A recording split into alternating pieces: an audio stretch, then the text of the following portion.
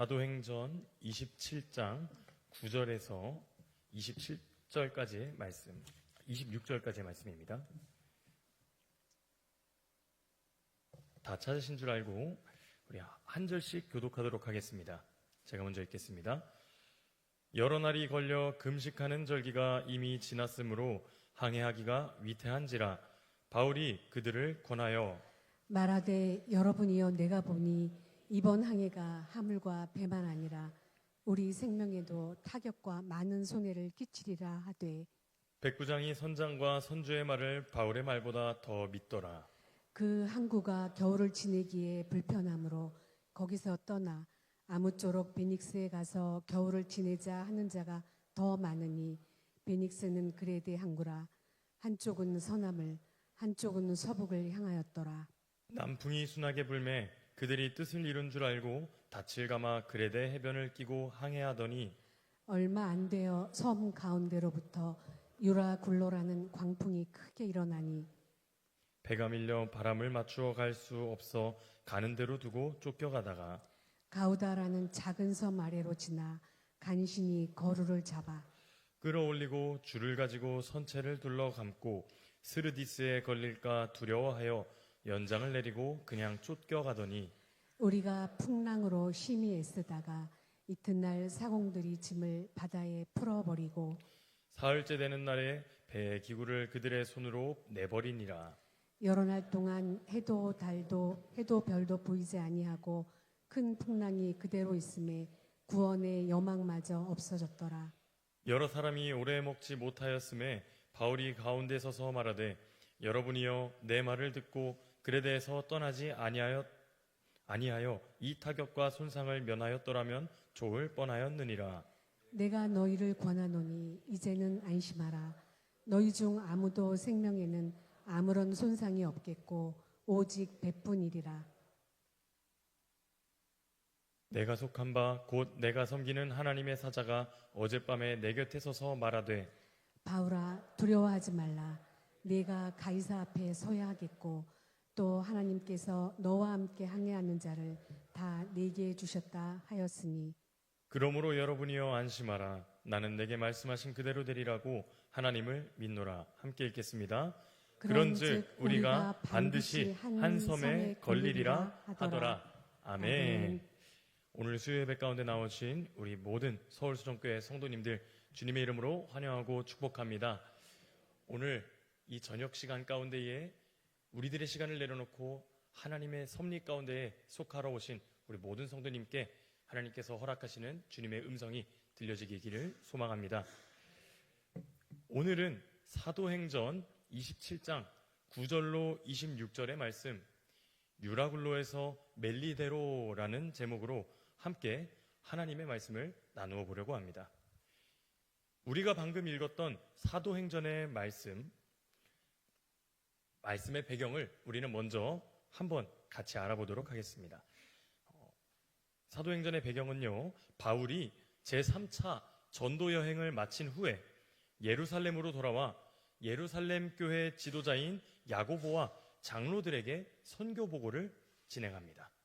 그러나 그곳에서 바울은 이방 유대인들에게 율법을 지키지 말라고 가르친다는 거짓 소문으로 인해 어려움을 겪게 되는데요. 이 소문들로 인해 야고보와 교회의 장로들은 바울에게 성전에 올라가서 결례, 즉 관습을 행하여 예루살렘에 퍼져 있는 바울을 향한 거짓 소문들을 불식시키라라는 취지로 바울에게 권유하게 됩니다. 그 권유로 인해 바울은 그대로 순종하게 됩니다. 하지만 성전에서 바울을 본 아시아 유대인들이 이방인을 성전에 데려왔다고 바울을 오해하게 되고 그로 인해 고발하는 일이 벌어지자 그 성전에서 폭동이 벌어지게 됩니다. 유대인들의 고발로 인하여 바울은 죽을 뻔하였지만 때마침 그때 천부장이 오게 되어서 유대인들 사이에서 바울은 구출이 되고요. 이후로 그들을 향해 변론할 수 있는 기회가 바울에게 주어집니다. 바울의 변론은 이러했습니다. 자신은 유대교 출신이다. 자신은 예수를 박해했던 자이다. 그럼에도 불구하고 자신은 예수를 믿게 되었고 나 자신이 경험한 예수의 경험에 대해서 그들에게 나누었습니다. 그러던 중 사도행전 22장 21절에 바울의 말을 듣게 된 군중들은 그 말로 인하여 격분하고 바울을 죽이고자 하였는데요. 바울을 죽이고자 했던 그 이야기가 무엇인지 우리 함께 다 같이 사도행전 22장 21절의 말씀을 한 목소리로 읽겠습니다. 나더러 또 이르시되 떠나가라, 내가 너를 멀리 이방인에게로 보내리라 하셨느니라. 아멘. 왜 이들이 이 말을 듣고 바울을 죽이고자 했을까요? 그 이유는 유대인들이 가지고 있는 선민사상, 즉 하나님이 선택한 유일한 백성의 특권이 이제는 이방인에게까지 간다는 것에 대한 거부 반응이 격렬하게 일어나게 된 것이죠. 영린을 건드린 것 같습니다. 바울의 이 고백이 그를 로마로 향하게 만든 결정적인 역할을 하게 됩니다. 바울은 더 이상 유대 땅에서 공정한 재판을 받기 어렵겠다라는 판단이 들어 로마의 시민권자로서 가이사에게 상소를 올리게 되죠. 바울이 이제 로마에 있는 가이사에게 재판을 하러 가야 하는데 오늘 우리가 읽었던 본문이 바로 로마로 압송되어 가는 여정 속에서 바울이 겪게 될 사건을 기록한 장면이라는 것입니다. 이제 본문의 장으로 돌아와서 오늘 말씀을 전해보도록 하겠습니다. 본문 27장은 바울이 로마로 압송되는 내용을 기록하고 있습니다. 로마의 황제 가이사에게 상소한 바울은 로마로 가기 위해 백부장 율리오의 인솔 아래 다른 죄수들과 함께 배를 타고 로마로 출발하게 됩니다. 한번 준비된 사진 한번 띄워주시면 감사하겠습니다. 너무 작아서 안 보이시죠?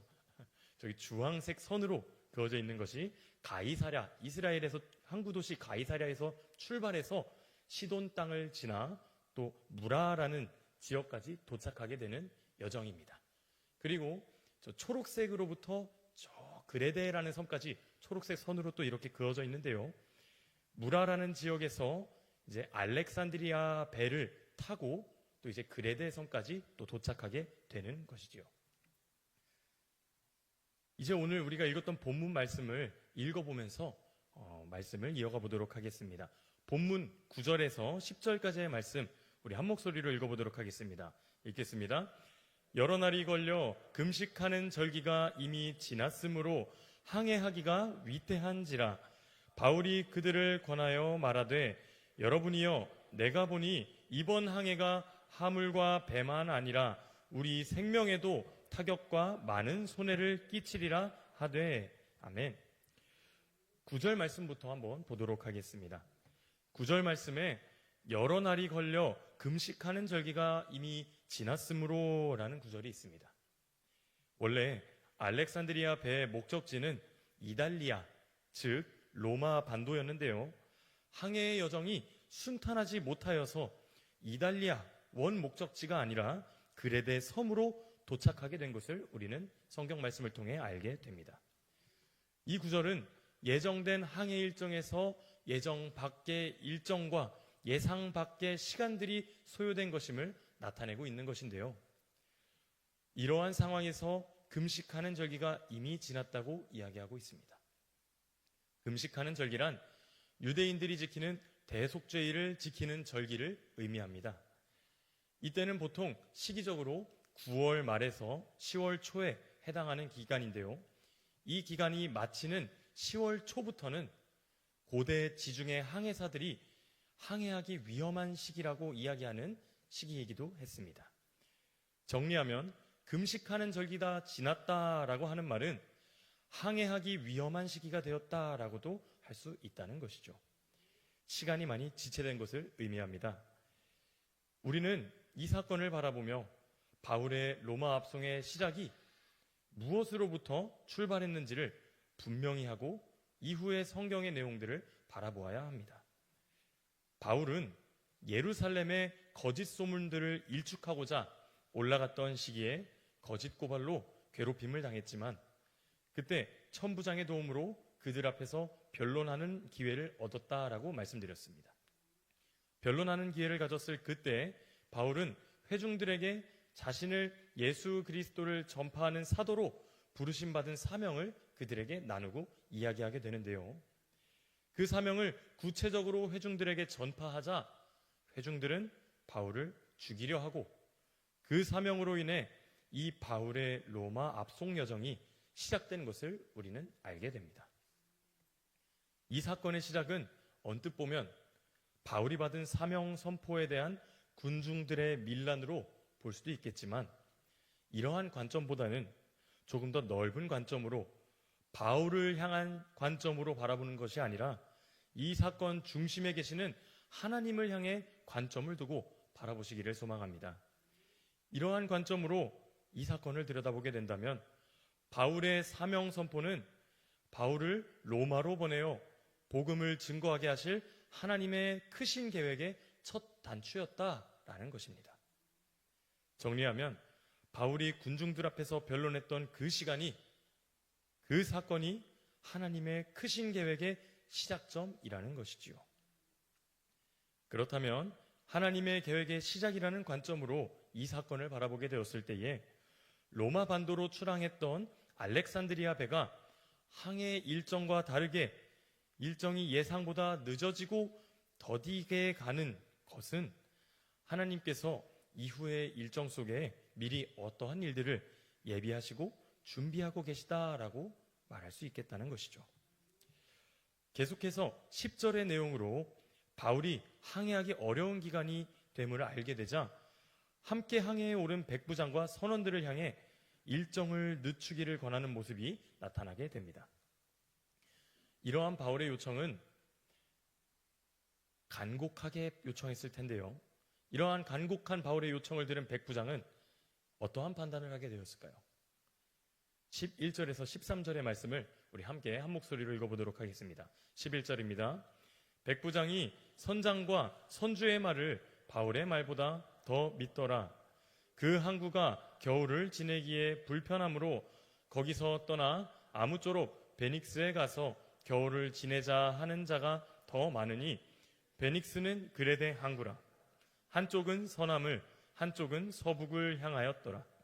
남풍이 순하게 불매 그들이 뜻을 이룬 줄 알고 닻을 감아 그레데 해변을 끼고 항해하더니. 아멘. 11절의 내용을 보기만 해도 어떠한 결과가 나오게 될지 미리 짐작이 가능하실 것 같습니다. 백부장이 바울의 말을 듣기보다 항해 경험이 많고 수많은 경험이 풍부한 선장과 선주의 말을 더 신뢰하였다라는 것이죠. 그리하여 그들의 말을 더 신뢰한 백부장은 바울의 의견인 미항이라는 항구 도시에서 머무르는 것이 아니라 조금 더 옆에 있는 항구 도시 그레데에 가서 겨울을 보내기로 결정하게 됩니다. 이러한 결정을 내린 이후에 항해 상황을 바라보게 되니 마침 바람도 남풍이 순하게 불어오고 있음을 알게 됩니다. 이러한 순풍이 불어오는 것을 보고 13절에서는 이러한 표현을 사용하죠. 그들이 뜻을 이룬 줄 알고. 성경의 모든 역사는 하나님이 세우시고 주목하시는 중심 인물로 역사가 진행이 됩니다. 큰 예로 설명드리면 믿음의 후손들을 아브라함으로 하여금, 출애굽은 모세로 하여금, 이스라엘의 왕을 세우는 것은 사무엘 선지자로 하여금, 이스라엘의 황금기는 하나님을 참 하나님으로 섬기던 다윗 왕으로 하여금, 하나님께서 시기마다 주목하시고 사용하시는 중심 인물로 하여금 하나님의 역사가 진행되어졌는데요. 지금 상황에서 하나님이 주목하시는 인물은 누구였을까요? 맞습니다. 사도 바울입니다. 이 말은 즉 하나님이 주목하시는 사도 바울로 하여금 하나님의 방법으로 역사가 진행될 것인데, 이러한 사도 바울의 의견을 신뢰하지 않고 선장과 선주 그리고 자신들의 편의에 맞게 그들의 길을 열어가는 모습이 11절에서 13절까지의 내용이라는 것이죠. 그들의 편의에 맞게 선장과 선주의 말이 내 마음에 확정되고 확정되니 13절의 기록과 같이 환경마저도 나에게 너가 계획하는 그 길이 맞아 라고 하는 것만 같은 상황이 펼쳐지게 되는 것이죠. 이러한 상황은 마치 이렇게도 표현할 수 있을 것 같습니다. 우리가 어떠한 문제를 두고 기도하였을 때에 하나님께서 우리에게 제시해 주시는 응답은 너에게, 나에게 불편하고 어려운 길, 당연하지 않은 길을 걸어가라 라고 응답하시지만 그 문제를 하나님이 아니라 주변 사람들에게 물어보고 이야기했을 땐 누가 봐도 당연하고 편한 길로 가라고 이야기한다는 것이죠. 이러한 상황에서 우리는 하나님께서 원하시는 길을 걸어가거나 혹은 나의 선택으로 주변 친구들의 당연한 길을 걸어갈 수 있는 상황이 생겨난다는 것입니다. 이러한 결정에 대해서 무엇이 옳고 무엇이 그른지에 대해서는 논하지 않겠습니다. 다만 이것 하나만 우리가 마음의 중심으로 두셨으면 좋겠습니다. 하나님이 원하시는 길을 걸어간다면 그 길의 결과는 하나님께서 책임지신다는 것입니다.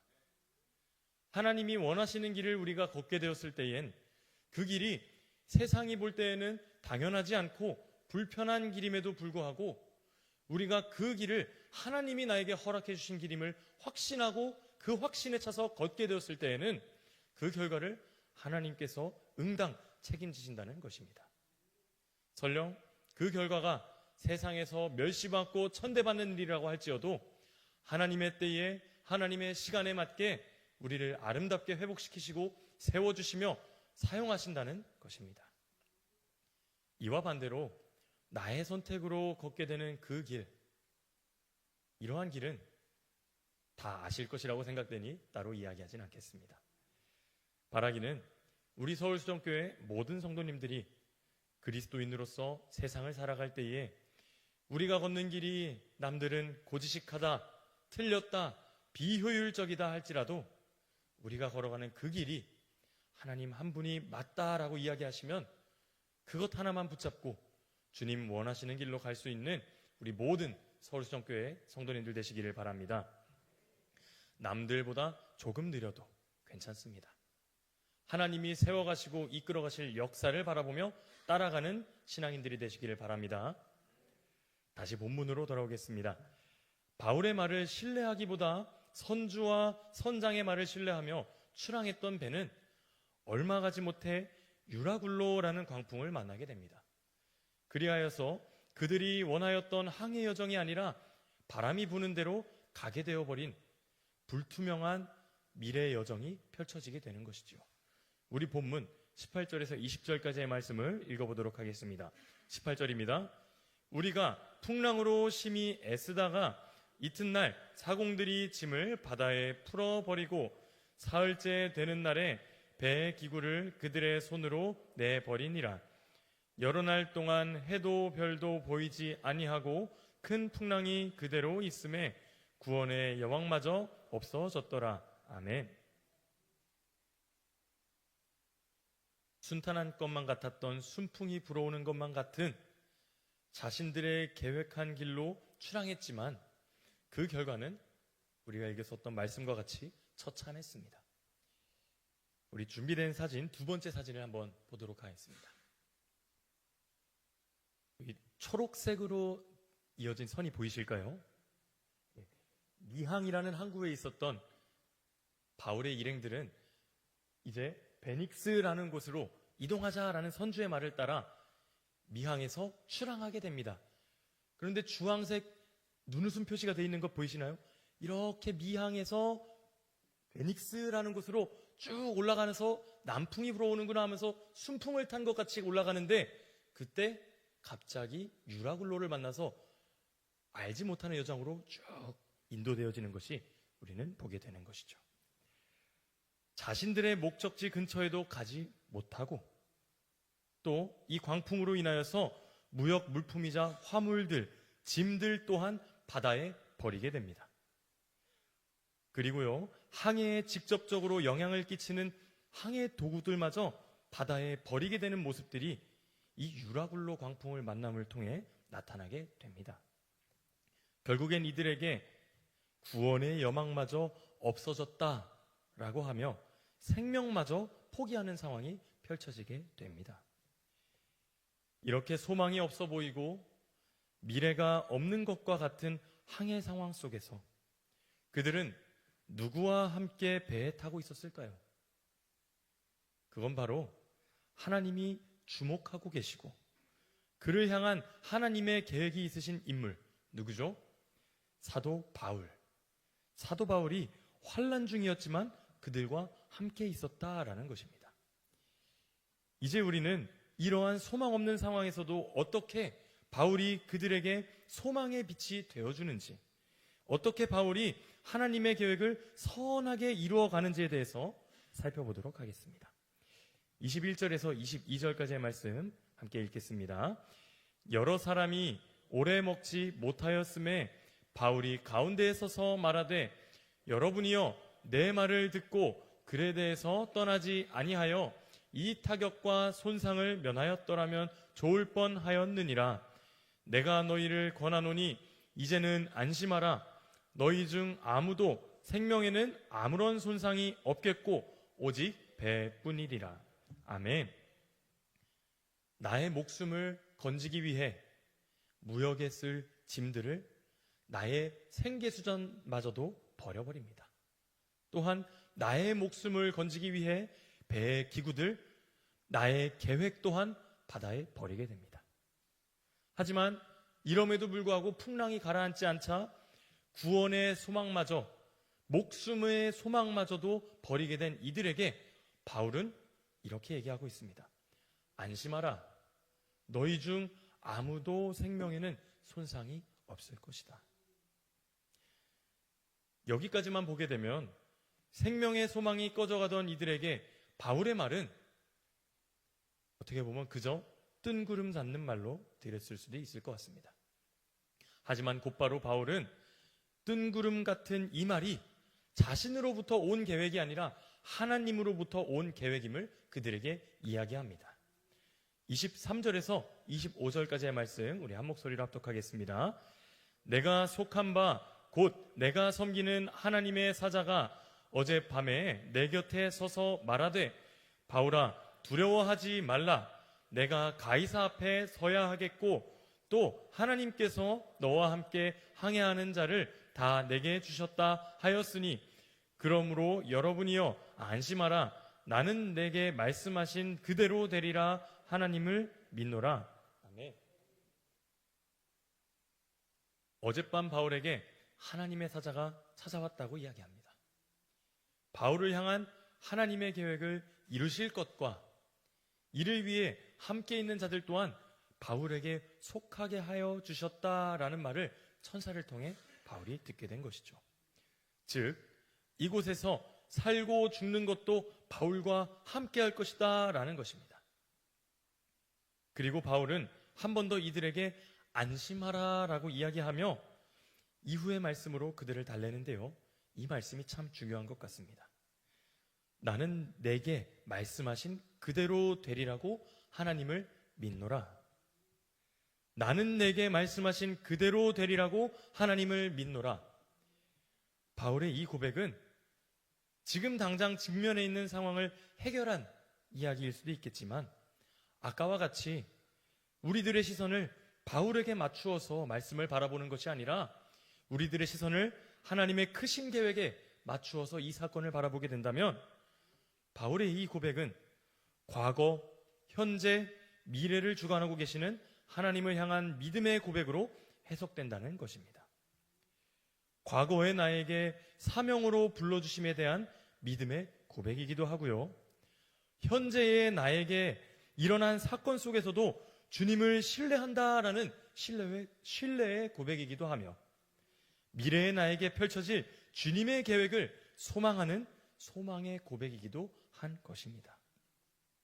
말씀하신 그대로 되리라고 하나님을 믿노라. 바울의 이 고백은 바울의 인생을 대변하는 고백이라는 것입니다. 사랑하는 서울수정교회 모든 성도 여러분, 오늘 말씀을 듣고 계시는 여러분들의 삶은 어떠하십니까? 나를 향한 하나님의 음성에 촉각을 세우며 살아가고 계십니까? 아니면 주변에 있는 사람의 음성에 마음을 두며 살아가고 계십니까?